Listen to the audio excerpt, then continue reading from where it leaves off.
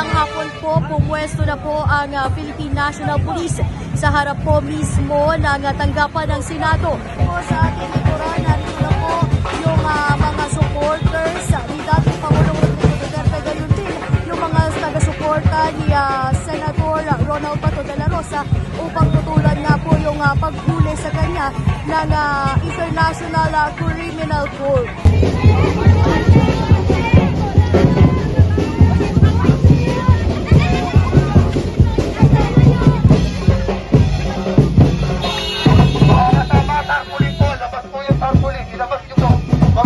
Sa likod. Dapat po yung may makahawak ng tarpaulin na ba?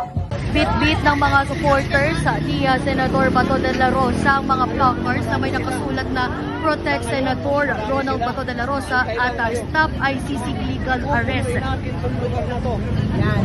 Kailangan magkaroon ng katarungan dito sa Pilipinas. Hindi maaaring ipatupad ang utos ng Bakit ba ba akbang ng maisip? Pilipinas.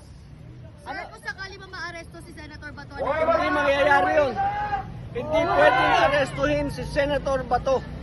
Wala silang pasihan na legal.